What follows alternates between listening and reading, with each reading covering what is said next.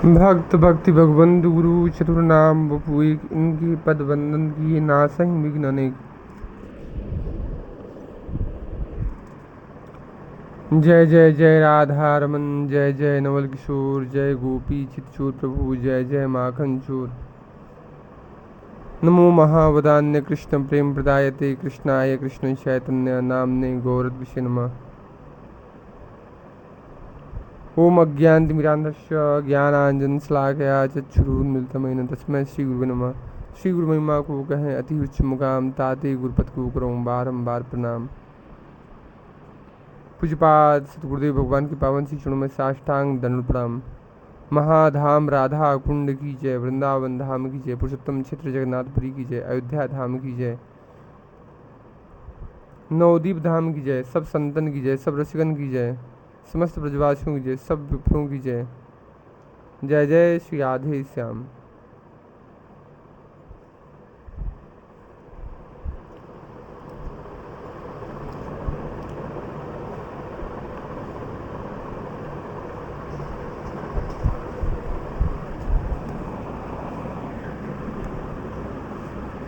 पूज्य भाई जी कहते हैं, सबसे पहली बात तो यह कहनी है कि विषय चिंतन से हमारा सर्वनाश होता है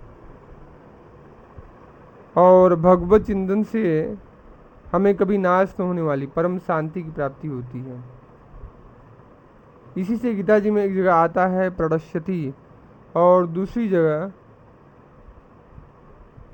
एक जगह आता है न प्रणश्यति। भगवान कहते हैं, ध्यायतु विषयान पुंस संगस्ते सुपुजायते संगात संजायत काम कामात् क्रोधो विजायते क्रोधात् भवति सम्मोह सम्मोहात् स्मृति विभ्रम स्मृति भ्रंशात् बुद्धिनाशो बुद्धिनाशात् प्रणश्यति।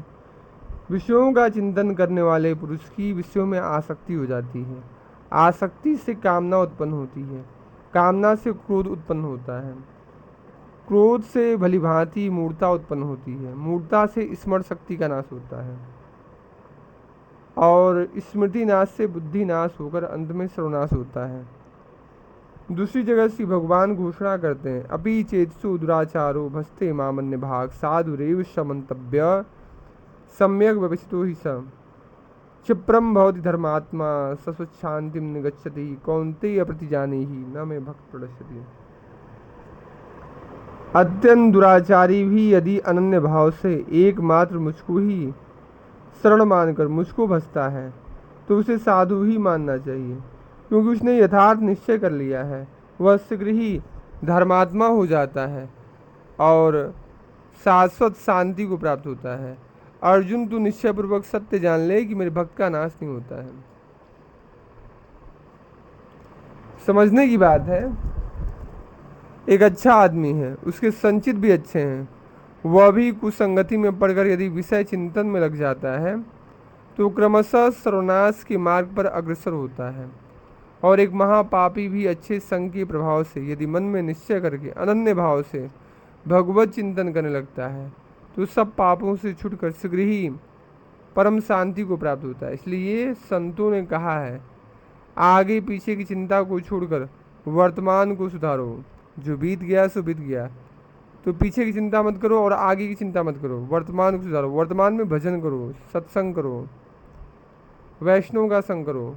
कर्म 3 प्रकार के होते हैं, संचित, प्रारब्ध और क्रियमाण, पिछले असंख्य जन्मों के और इस क्षण से पूर्व तक के जितने भी कर्म बिना भोगे हुए जमा हैं उनका नाम संचित कर्म है। संचित में से कर्मों का जितना अंश इस जीवन में भोग देने के लिए प्रवृत्त है वह प्रारब्ध है, और जो कुछ सकाम भाव से नए कर्म किए जाते हैं, सकाम भाव से जो कुछ भी हम सकाम भाव से नए कर्म करते हैं वह क्रियमाण है।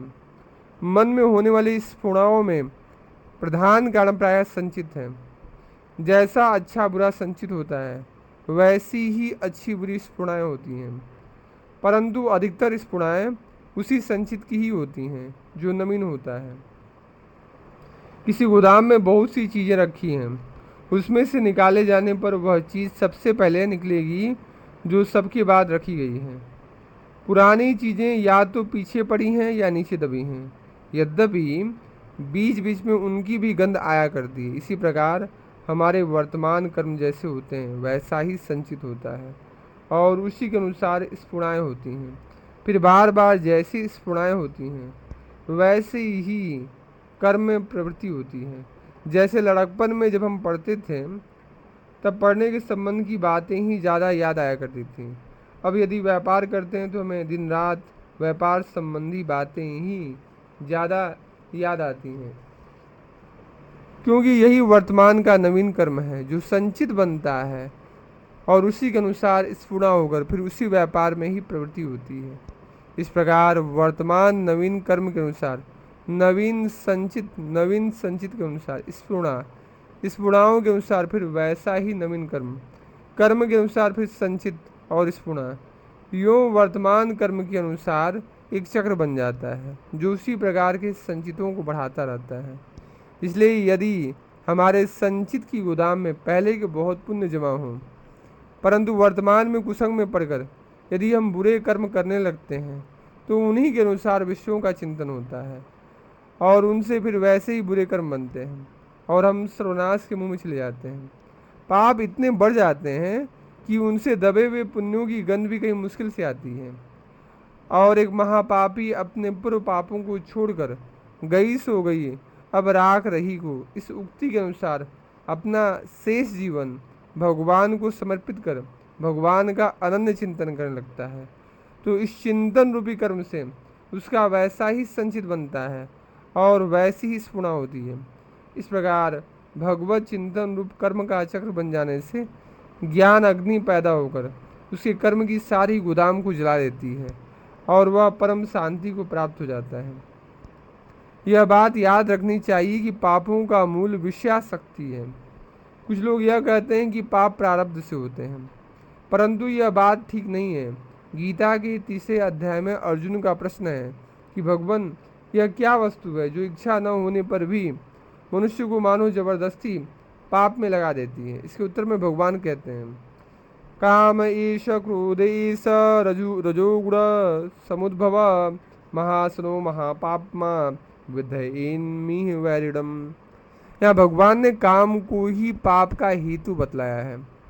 कहा है कि यह काम रजोगुण से उत्पन्न है।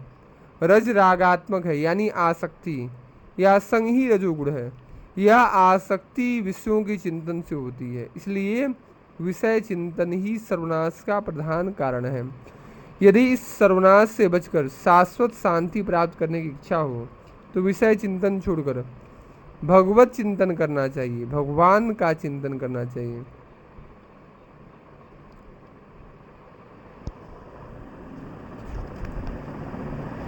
क्षिप्रम भवति धर्मात्मा सस्वत शांतिम निगच्छति कौन्तेय प्रति जाने ही न में भक्त प्रणश्यति।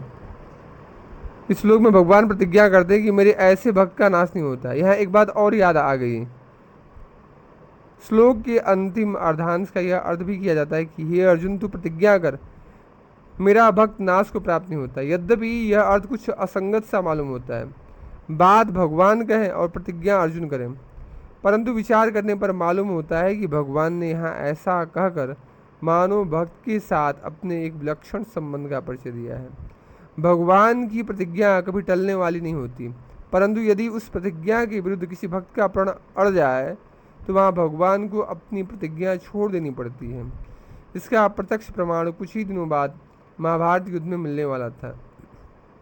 सर्वज्ञ भगवान इस बात को जानते थे कि भक्त शिरोमणि भीष्म पितामह की प्रतिज्ञा पूरी करने के लिए मुझे अपनी प्रतिज्ञा छोड़नी पड़ेगी। इसलिए यहाँ अपने कथन को और भी पुष्ट करने के लिए भक्त व अर्जुन से प्रतिज्ञा करवाते हैं। इस विचार से यह अर्थ भी ठीक बैठता है। यहाँ कोई यह शंका करे कि बिना भोगे ही पापों का नाश होना तो कर्म सिद्धांत की विपरीत बात है। इसका समाधान यह है कि कर्म सिद्धांत की रचना करने वाले भगवान श्री कृष्ण ने ही इस नियम को भी रचा है कि जो पुरुष मेरे शरण होकर मेरा अनन्य चिंतन करता है उसके पाप ताप तुरंत ही नष्ट हो जाते हैं। संसार के भोगों में सुख है ही नहीं, जो वस्तु जहाँ नहीं है वह वहाँ कैसे मिलेगी। ढूंढते रहो, दर दर भटकते रहो, सिर पटकते रहो, सर्वत्र और सदा, अंत में निराशा निर्वेद और व्यथा के ही थपेड़े लगेंगे। सुख सच्चा और अस्थाई सुख तो है भगवान में, और उन भगवान की प्राप्ति होती है त्याग से।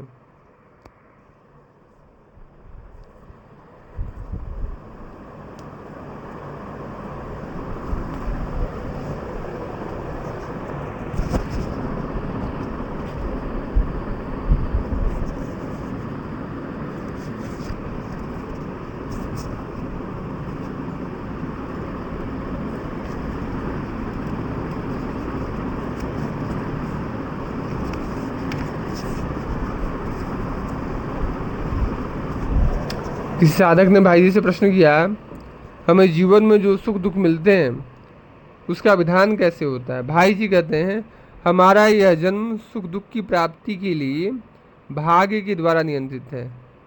क्या पुरुषार्थ भाग्य के विधान को मिटा सकता है। भाई जी कहते हैं, साधारण पुरुषार्थ भाग्य के विधान को नहीं मिटा सकता। पुरुषार्थ और भाग्य में कौन बड़ा है। पहले जन्मों का पुरुषार्थ ही दूसरे जन्म में भाग्य कहलाता है। वस्तुतः पहले जन्मों के पुरुषार्थ का ही नाम अगले जन्म में भाग्य हो जाता है, इसलिए वे दोनों एक ही हैं। ऐसी स्थिति में किसको छोटा कहा जाए, किसको बड़ा। किसी साधक ने प्रश्न किया, क्या प्रारब्ध का फल बदला जा सकता है। यदि कोई ऐसा प्रबल कर्म बन जाए जो हाथों हाथ प्रारब्ध बनकर फल दान उन्मुख प्रारब्ध को रोककर पहले अपना फल भुगता दें, परंतु ऐसे प्रसंग बहुत कम होते हैं और उनका हमें पूरा पता नहीं लगता। प्रश्न है, क्या हम अपनी बुद्धि के बल से आने वाले दुख को नहीं मिटा सकते।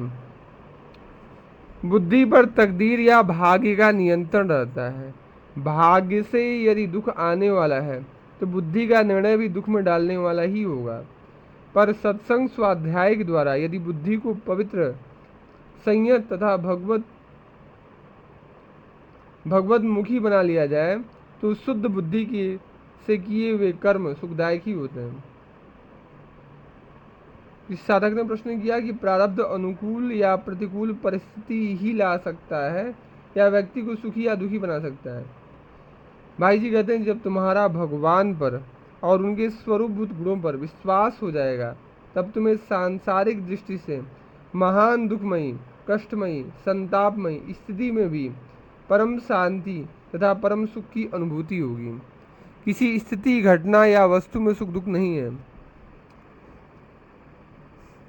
साधक का प्रश्न कि मनुष्य कर्म करने में स्वतंत्र है या परतंत्र। भाई जी कहते हैं, मनुष्य को कर्म करने की जो शक्ति मिली है इसमें तो परतंत्रता है, और शक्ति पाकर कर्म कैसा करे इसमें उसकी स्वतंत्रता है।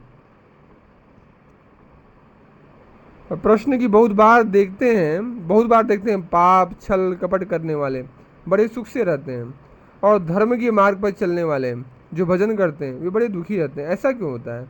भाई जी कहते हैं, यह बात सर्वथा निश्चित नहीं है। थोड़ी देर के लिए यह मान भी लिया जाए तो इसका मतलब यह नहीं है कि दोनों के इसी जन्म के कर्मों का ही यह फल उन्हें मिल रहा है। जिन कर्मों के द्वारा यह शरीर प्राप्त हुआ है वे कर्म प्रारब्ध रूप से उन्हें इस समय फल भुगता रहे हैं। जिसका अंतिम जन्म होता है ना, भगवान उसके कई जन्मों के जो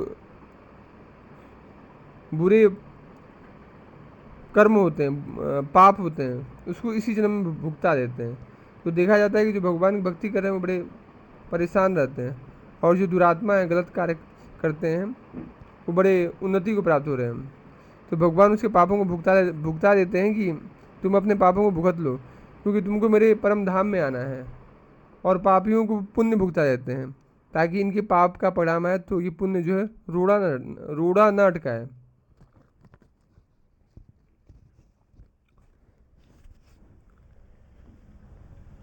भाई जी से किसी साधक ने प्रश्न किया, जब ईश्वर की इच्छा के बिना पत्ता भी नहीं हिलता तब पाप कैसे हो सकता है। जब भगवान की इच्छा के बिना पत्ता भी नहीं हिलता तब पाप कैसे हो सकता है। भाई जी कहते हैं, पापी और पुण्यात्मा दोनों के शरीर और इंद्रियां ईश्वर की शक्ति से ही अपने कार्य में समर्थ होते हैं। चेष्टा में ईश्वरीय शक्ति काम करती है और उसी चेष्टा को पुण्यमय तथा पापमय बनाने में मनुष्य का आंतरिक भाव कारण बनता है। किसी साधक ने प्रश्न किया, जब सब कार्य भगवान की प्रेरणा से होते हैं तब कर्म का शुभाशुभ भोग क्यों मिलता है? भाई जी कहते हैं, जीवों को कर्म का दंड नहीं मिलता। जीव भगवान की प्रेरणा भूलकर अपने आप कर्ता बन बैठता है। इस दुर्अभिमानता का ही उन्हें दंड मिलता है। भगवान ही सब कुछ करवाते हैं। यह भाव यथार्थ रूप से होने पर अशुभ रहता ही नहीं, और यदि शुभाशुभ रहे तो भी दायित्व भगवान का हो जाता है। कर्तापन होने पर ही कर्म बनता है, और कर्म बनने पर ही कर्ता पर जिम्मेवारी आती है। किस प्रकार के कर्म करने से दुख नहीं होगा? भाई जी कहते हैं, जो कर्म राग द्वेष रहित और वश में किए हुए मन इंद्रियों से होते हैं उनसे प्रसाद चित्त की निर्मलता, प्रसन्नता या भगवान की कृपा प्राप्त होती है, और उससे सभी दुखों का नाश हो जाता है। कर्म कितने प्रकार के होते हैं? भाई जी कहते हैं, कर्म 3 प्रकार के होते हैं, संचित, प्रारब्ध और क्रियमाण। संचित कर्म क्या है? पिछले असंख्य जन्मों के और इस क्षण से पूर्व तक के जितने भी कर्म बिना भोगे हुए जमाए हैं उनका नाम संचित कर्म है। प्रारब्ध कर्म क्या है? संचित कर्मों में से जितने कर्म इस जन्म में फल देने को उन्मुख होते हैं, तैयार होते हैं, उन्हें प्रारब्ध नाम दिया गया है। क्रियमाण कर्म क्या है? जो कुछ सकाम भाव से नए कर्म किए जाते हैं वह क्रियमाण कर्म है। साधक ने प्रश्न किया कि पाप प्रारब्ध से होते हैं या विषयाशक्ति से? भाई जी कहते हैं, पापों का मूल विषयाशक्ति है। पाप प्रारब्ध से नहीं होते, आसक्ति विषयों के चिंतन से होती है। इसलिए विषय चिंतन ही सर्वनाश का प्रधान कारण है। प्रारब्ध कैसे मिटे? प्रारब्ध का भोग तो अवश्य ही भोगना पड़ता है, परंतु सच्चे भाव से भगवान का मंगलमय विधान मान लेने पर या ज्ञान के द्वारा भोक्तृत्व बुद्धि मिट जाने पर सुख दुख नहीं होते। साधक ने प्रश्न किया कि भाई जी, संचित कर्म का नाश कैसे हो? भाई जी कहते हैं, संचित कर्म का नाश ज्ञान की अग्नि से, भगवान की भक्ति करने से और निष्काम कर्म से हो सकता है। क्रियमाण संचित का अंग न बने, कोई उपाय है क्या? भाई जी कहते हैं, क्रियमाण का अभाव ज्ञान के द्वारा कर्तृत्व बुद्धि न रहने पर, जैसे हम लोग बोलते हैं ना कि मैं कर्म करता हूँ, मैंने दान किया, मैंने सेवा किया, मैंने भजन किया, तो ये कर्तृत्व अहंकार नष्ट हो जाए, कर्तृत्व बुद्धि न रहने पर, केवल भगवान की प्रीति के लिए भगवान की पूजा के रूप में कर्म करने पर या कर्मों में सकाम भाव न रहने पर हो सकता है। स्फुरणा कैसे होती है? जैसा अच्छा बुरा संचित होता है वैसे ही अच्छी बुरी स्फुरणाएं होती हैं, परंतु अधिकतर स्फुरणाएं उसी संचित की होती हैं जो नवीन होती हैं। किसी ने प्रश्न किया कि अच्छे बुरे कर्मों का फल किस प्रकार भोगा जाता है?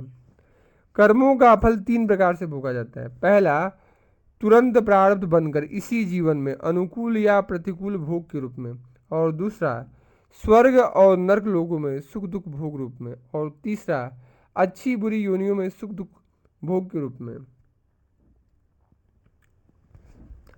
निरंतर भजन करने वाला अंत समय में मति खराब हो जाने से गिर जाता है, तथा हमेशा पाप करने वाला अंत समय में शुद्ध बुद्धि होने का मोक्ष को प्राप्त हो जाता है।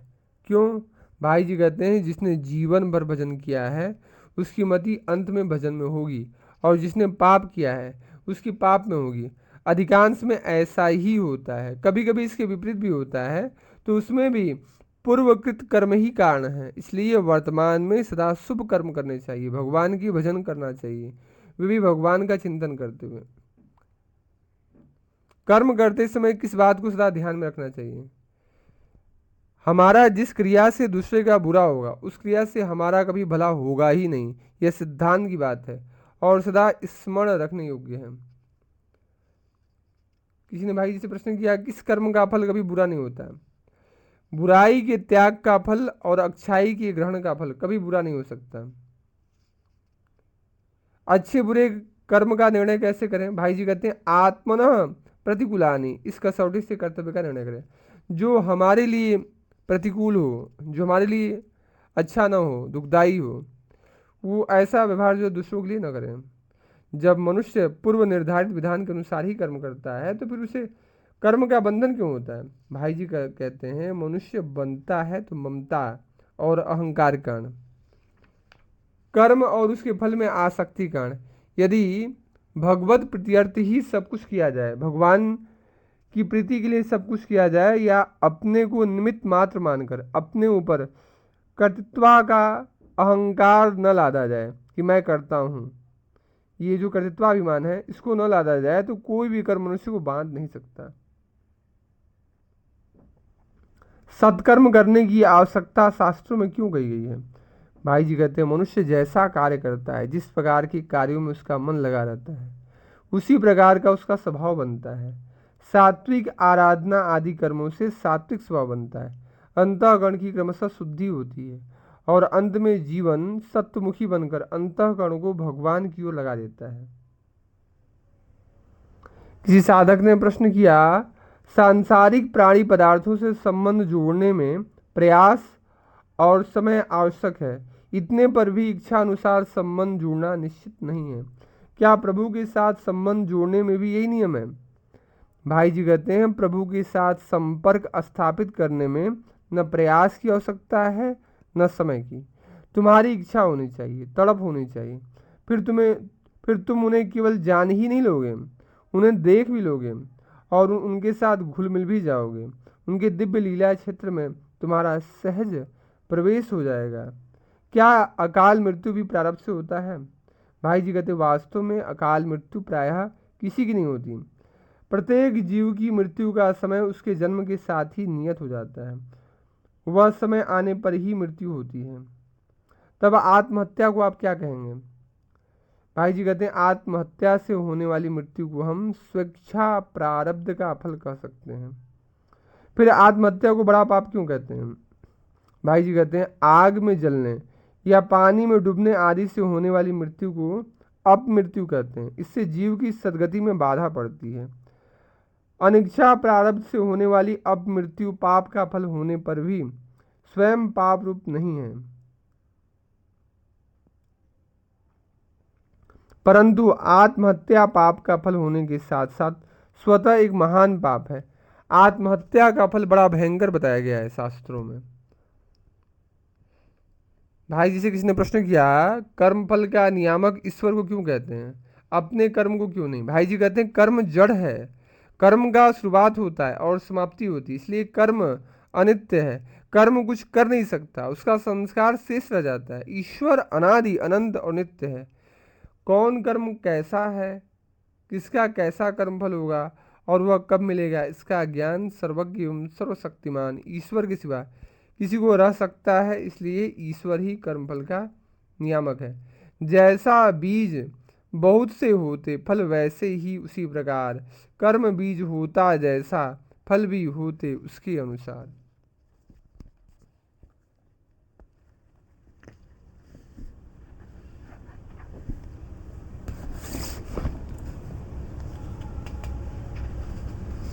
हम लोग चैतन्य भागवत की कथा में भक्त श्रीधर का चरित्र कथन श्रवण कर रहे हैं।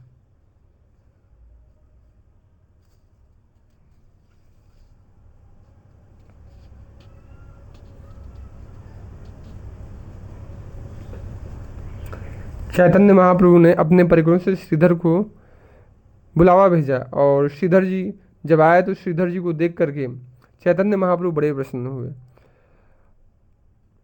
कहा आओ आओ।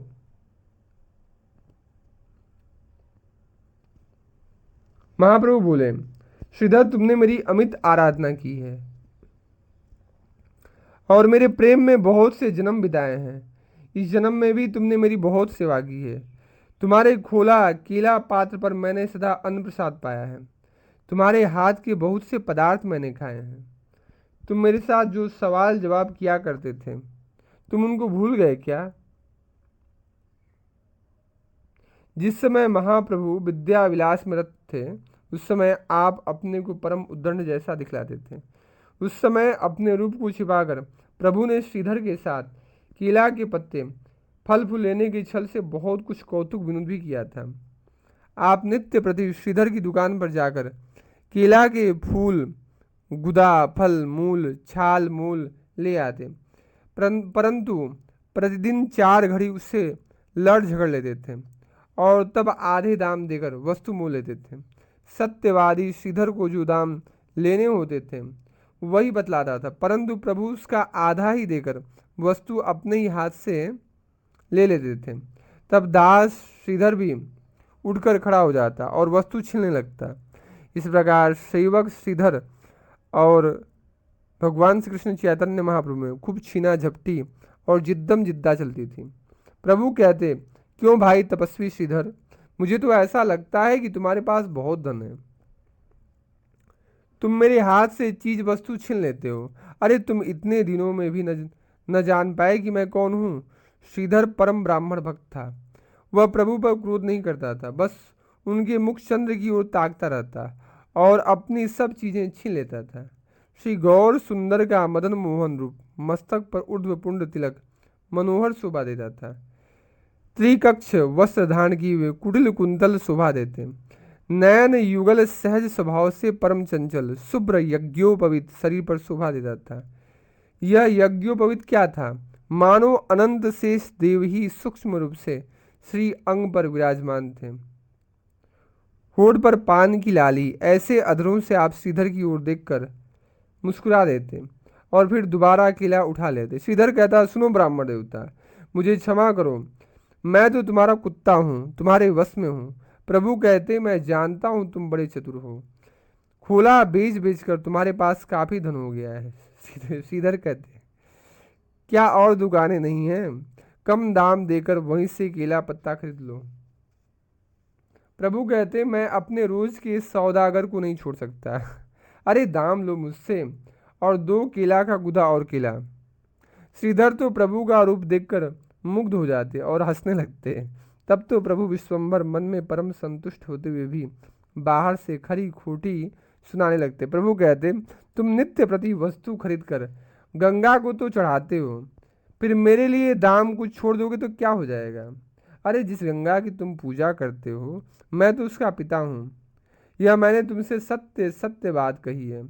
तब तो श्रीधर झट से अपने कानों को पकड़कर हरी हरी कहने लगता और अत्यंत ढीठ देखकर प्रभु को खोला पत्ता दे देता। इस प्रकार प्रभु नित्य प्रति श्रीधर से तकरार किया करते।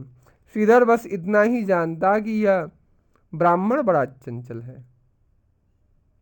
श्रीधर कहता, मैं हार गया, मैं तुम्हें बिना मूल्य के दे देता हूँ, क्षमा करो मुझे। 1 टुकड़ा खोला, 1 टुकड़ा थोड़ और 1 टुकड़ा केला फल दूंगा, फिर तो मेरा कोई दोष नहीं रहेगा। प्रभु कहते, अच्छा अब और तुम्हारा कुछ देना नहीं है, ठीक है। श्रीधर के खोला पर प्रभु प्रतिदिन अन्न भात खाते थे। भक्तों की वस्तु ही प्रभु इस प्रकार खाते हैं, किंतु कोटिपति अभक्तों की वस्तु प्रयास करने पर, जो भगवान के भक्त नहीं है, कोटिपति करोड़पति हैं और अभक्त हैं, ऐसे लोगों की वस्तु प्रयास करने पर भी प्रभु पलट कर नहीं देखते। श्री चैतन्य महाप्रभु श्रीधर के साथ इस प्रकार की लीला करेंगे, ऐसा ही लीला शक्ति का विधान था। इसलिए श्रीधर खोला बेचता था, इस लीला के लिए ही श्रीधर खोला बेचता था। विष्णु और वैष्णु की लीला कौन समझ सकता है। बिना प्रभु के जनाए वह श्रीधर भी इस लीला को जान नहीं पाए, इसलिए प्रभु ने उस प्रसंग की यहाँ सुधि दिलाई। प्रभु बोले, श्रीधर देख मेरे रूप को, यदि तू चाहे तो अष्ट सिद्धियों को आज तेरी दासी बना दूं। महापुरुष श्रीधर ने सिर उठाकर देखा तो गौर विश्वम्भर के तमाल सदृश श्याम रूप में दर्शन किए। उनके हाथ में मोहिनी बंसी है, दाहिनी ओर बलराम है और भी महा ज्योतिर्मय स्वरूप विराजमान है। लक्ष्मी जी आपके हाथ में तांबुल दे रही हैं, सामने चतुर्मुख पंचमुख आदि देवतागण स्तुति कर रहे हैं। शीश के ऊपर महाफनों का छत्र दिखाई देता है और हाथ जोड़े सनकादि नारद सुखदेव गोस्वामी आदि मुनिगण खड़े हैं। परम सुंदरी रमणीगण सब हाथ जोड़े चारों ओर खड़ी स्तुति कर रही हैं। यह सब देखते ही श्रीधर तो मूर्छित हो गए और पृथ्वी पर लुढ़क गए। श्रीधर ब्रजलीला में कुसुमासव नाम का श्री कृष्ण नर्म सखा था, इसलिए भगवान श्री कृष्ण चैतन्य महाप्रभु ने इसे यहाँ कृष्ण बलराम रूप में दर्शन दिए। तब प्रभु की आज्ञा हुई कि उठ उठ श्रीधर। प्रभु के वचन से श्रीधर सचेत हो उठे। प्रभु बोले, श्रीधर मेरी स्तुति कर। श्रीधर बोला, नाथ मैं तो मूढ़मती हूँ, मैं भला आपकी स्तुति क्या जानूँ, इस तुच्छ की शक्ति ही क्या है। प्रभु बोले, तेरे मुख के वचन ही मेरी स्तुति है, तू बोल कुछ। प्रभु की आज्ञा से जगन्माता सरस्वती श्रीधर की जिह्वा पर आ विराजी और श्रीधर स्तुति करने लगे। महाप्रभु विश्वम्भर की जय हो, नवदीप बिहारी की जय हो, नवदीप पुरंदर की जय हो, अनंत कोटि ब्रह्मांड के नायक की जय हो, जय हो। पुण्यवती सची के पुत्र आपकी जय हो। हे वेद के महागोप्य तत्व आपकी जय हो। हे विप्रराज आपकी जय हो। आप युग युग में नाना कार्य द्वारा धर्म का पालन किया करते हैं। आप इस नदिया नगर में गुप्त रूप से विचरण करते रहे, आपको कोई पहचान न सका। आपके जनाए बिना कौन आपको जान सकता है। आप धर्म स्वरूप हो, आप कर्म स्वरूप हो, आप ही भक्ति और ज्ञान स्वरूप हो। आप शास्त्र हो, आप वेद हो, आप ही सर्व ध्यान स्वरूप हो। आप रिद्धि हो, सिद्धि हो, योग और भोग स्वरूप भी आप ही हो। आप श्रद्धा हो, दया हो, एवं आप ही मोह और लोभ स्वरूप हो। आप इंद्र हो, चंद्र हो, अग्नि और जल स्वरूप हो। आप सूर्य हो, वायु हो, आप ही धन और बल स्वरूप हो। आप भक्ति हो, मुक्ति हो, एवं ब्रह्म और शंकर भी आप ही हो। नहीं नहीं, आप ये सब क्यों हो, ये ही सब आपके अधीन है। आपने ही मुझसे पहले कहा था, देख यह तेरी गंगा तो मेरे चरणों का जल है। तब भी मेरे पापी चित्त को चेत नहीं हुआ और मैं आपकी इन अमूल्य चरण युगल को नहीं पहचान सका। आपने गोकुल नगर को धन्य किया था, वही आप अब नवदीप पुरंदर हुए हो। आप जिस भक्ति को अपने भीतर धारण करके विचरण करते हो, वह भक्ति यहाँ नवदीप में बाहर प्रकट हो गई है। अर्थात आप भक्ति में भक्त होकर सबके सामने प्रकाशित हो गए हो। भक्ति के प्रभाव से ही भीष्म पितामह ने आपको जीत लिया था। भक्ति के बल से ही यशोदा जी ने आपको बांध लिया था। भक्ति के भाव में ही सत्यभामा ने आपको बेच दिया था और भक्ति के वशीभूत होकर ही आपने गोप रमणी श्री राधा को अपने कंधे पर चढ़ाया था। आपको तो अनंत कोटि ब्रह्मांड के प्राणी अपने हृदय में धारण करते हैं और आप श्री रामा गोप को अपने कंधे पर धारण करते हो। ब्रजलीला में सखाओं से हार जाने पर श्री कृष्ण ने श्री दामा गोप को अपने कंधे पर चढ़ा लिया था। जिसके द्वारा अपनी पराजय हो उसे लोग किसी को नहीं बतलाते, उसे तो बड़े प्रयास से छिपा कर रखते हैं। आप भी भक्ति महारानी के द्वारा सब जगह पछाड़ खा करके भक्ति को छिपाकर विजयी बने विचरते हो। अब वह आपकी माया छल कपट चूर चूर हो गया है, वह अब और नहीं चलेगा। कारण कि यह देखो, सब लोग आपसे भक्ति मांग रहे हैं। उस समय तो आप 2-4 जनों के पास ही हारे थे, परंतु इस समय तो आपको एक एक भक्त सब अपने प्रेम में बांध लेंगे। श्रीधर जी के सामने आने पर सर्वप्रथम भगवान श्री कृष्ण चैतन्य महाप्रभु ने उन्हें अष्ट सिद्धि देने की बात कही। वे अष्ट सिद्धियां इस प्रकार हैं: अरिमा, अरु के समान अति क्षुद्र हो जाने की सामर्थ्य। दूसरा, लघिमा, अत्यंत हल्का हो जाने की सामर्थ्य। और तीसरा, प्राप्ति व्याप्ति, समस्त प्राणियों की इंद्रियों के साथ उनके अधिष्ठात्री देवता रूप में संबंध या संयोग प्राप्त करने की सामर्थ्य। चौथा है महिमा, बड़े से बड़ा हो जाने की सामर्थ्य। पांचवा, प्राकम्य, देखे सुने समस्त विषयों में भोग दर्शन या मिट्टी में भी जल की तरह डुबकी लगा लेने की सामर्थ्य या असंभावी इच्छाओं को भी पूर्ण कर लेने की सामर्थ्य। छठा, वसिता व वशित्वभूत, भौतिक समस्त सृष्टि को अपने वश में कर लेने की सामर्थ्य। इसी तरह माया तथा उस प्रकार की शक्तियों को प्रेरणा करने की सामर्थ्य या भूत भौतिक सृष्टि पैदा करने की सामर्थ्य। आठवां है कामावसायिता, हर प्रकार के सुख के संकल्प को सत्य कर लेने की सामर्थ्य। इन अष्ट प्रकार की सिद्धियों को प्राप्त करने के लिए योग मार्ग के साधक योगी लालायित रहते हैं, किंतु भगवत भक्त इनके प्रदान करने पर भी भगवान से नहीं लेते। श्रीधर ने इस बात पर ध्यान ही नहीं दिया। श्रीधर ने स्तुति करते हुए कहा, प्रभु आप समृद्धि हो। रिद्धि का अर्थ है उत्कर्ष एवं स्वस्थि। वचन के अंग विशेष को रिद्धि कहते हैं। मंगलमय कर्मों के आरंभ में अभ्यर्थी ब्राह्मणगण रिद्धि शब्द का पाठ किया करते हैं। ओम रिद्धियताम, इस प्रकार 3 बार पाठ करने के बाद रिद्ध्याम स्तुम सनुन्याम राजा मानुमंत्रम सर्थे होम यातम यशो न पक्वम मधु गोस्वंत रा भूतांशु अश्विनो कामपुमा। ऋग्वेद। उन्होंने आगे कहा, प्रभु आप सिद्धि हो। सिद्धियां कुल 18 प्रकार की हुआ करती हैं, जिनमें से 8 का ऊपर हमने वर्णन किया बताया। बाकी की 10 इस प्रकार हैं। पहला है अनुर्मितमत्व, भूख प्यास रहित होना। दूसरा है दूर श्रवण, अति दूर के शब्द को सुन लेने की सामर्थ्य। तीसरा है दूरदर्शन, बहुत दूर की वस्तु को देख लेना। और चौथा है मनोजव, शरीर की गति मन की वेग समान कर लेने की सामर्थ्य होना। और 5वां है काम रूप, इच्छा अनुरूप आकार धारण करने की सामर्थ्य। और छठा है पर काया प्रवेश, दूसरे के शरीर में प्रवेश करने की सामर्थ्य।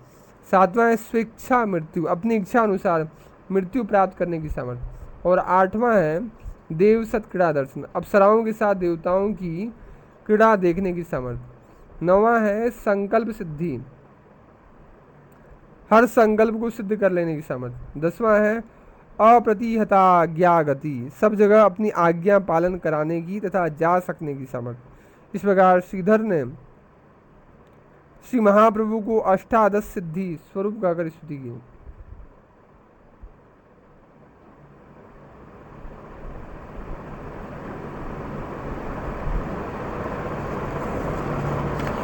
राखिया बिड़ाओ भक्ति शरीर भीतरे, हेनमत नौदीपे हैला बाहिरे। भक्ति योगे भीष्म तुमा जिनील समरे, भक्ति योगे यशोदाय बांधिल तुम्हारे। भक्ति योगे तुम्हारे बेचिल सत्यभामा, भक्ति बसे तुम्ही कांधे कैल गोपरामा। अनंत ब्रह्मांड कोटि वहे जारे मने, से तुम्ही श्रीदाम गोप बहिला आपने। जहा है ते आपनार पराभव है, सही बड़ गोप्य लोक काहारे ना कहे। भक्ति लागी सर्वस्थाने पराभव पाया, जिनिया बिड़ाओ तुम्ही भक्ति लुकाइया। से माया हैलचूर्ण आर नाही लागे, हेर देख सकल भुवने भक्ति मागे। से काले हारिला जन दुई चारी स्थाने, एकाले बांधिवा तुमा सर्वजने जने। प्यार संख्या 214 से लेकर के 218 तक का तात्पर्य इस प्रकार है। श्रीधर ने कहा, प्रभु अपनी प्रेम भक्ति के प्रभाव से ही सर्वत्र आपने अपने भक्तों के 8 घुटने टेके हैं, अपनी पराजय आपने स्वीकार की है।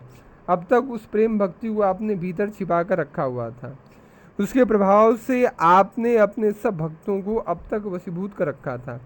क्योंकि वशीभूत करने का अखंड अस्त्र आपने अपने भीतर छिपा रखा था, इसलिए सब पर विजय प्राप्त कर विचरण कर रहे थे। ब्रज लीला में श्री कृष्ण रूप में किसी भी भक्त पर विजय प्राप्त करना आपके भाग्य में नहीं था, किंतु इस वर्तमान श्री गौ रूप में भी आप सब भक्तों पर विजय प्राप्त कर रहे थे। उस प्रेम भक्ति अस्त्र को छिपाकर एक माया आपने विस्तार कर रखी थी।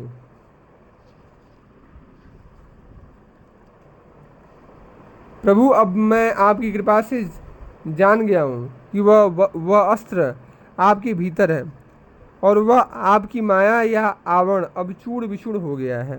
वह भक्ति भंडार सबके सामने व्यक्त प्रकाशित हो गया है। आप ही देखिए, सब जगतवासी आपसे प्रेम भक्ति मांग रहे हैं, इसलिए कि आप उसके भंडार हैं, अधिकारी हैं। द्वापर में श्री कृष्ण रूप में आप गिने चुने भक्तों के वश में हुए थे। उन्होंने आपको प्रेम की रस्सी से बांधा था। ब्रह्मांडवासी समस्त जीव उस समय भक्ति के अधिकारी हो भी न सकते थे, किंतु अब इस गौरांग रूप से तो आप समस्त ब्रह्मांड वासियों को अपनी प्रेम भक्ति स्वयं वितरण करने का दृढ़ संकल्प लेकर प्रकट हुए हैं। उस प्रेम भक्ति को प्राप्त कर अब सब जीव ही आपको प्रेम रस्सी से बांध लेंगे, आपको अपने वश में कर लेंगे। इस स्तुति के व्यापदेश से श्रीधर ने गौर स्वरूप का श्री कृष्ण स्वरूप से असाधारण महिमा उत्कर्ष ज्ञापन किया है तथा उनके भीतर प्रेम भक्ति के गोपनत्व से उनके राधा कृष्ण मिलित तनु होने का तत्व भी आनुषंगिक रूप से प्रकट किया है। श्रीधर की ऐसी महाशुद्ध वाणी को सुनकर सब वैष्णव अग्रगण्य आश्चर्यचकित हो उठे। तब महाप्रभु बोले, श्रीधर चुन करके वर मांग लो, मैं आज अष्ट सिद्धि प्रत्यक्ष रूप में तुमको दे दूंगा। श्रीधर बोले, प्रभु और भी बहकाना चाहते हो क्या? पर यह निश्चय मानो कि अब आपकी चाल चलेगी नहीं। प्रभु बोले, परंतु मेरा दर्शन व्यर्थ नहीं जाता, जो तुम्हारा चित चाहे वही वर मांग लो, मिल जाएगा। इस प्रकार जब विश्वम्भर प्रभु बार बार मांग लो कहने लगे तो श्रीधर बोला, प्रभु यही वर दीजिए जिस ब्राह्मण ने मेरे खोला पत्ते छीने थे वह ब्राह्मण जन्म जन्म में मेरा नाथ हो, स्वामी हो, प्रियतम हो। जिस ब्राह्मण ने मेरे साथ झगड़ा किया था उसके युगल चरण मेरे प्रभु हों।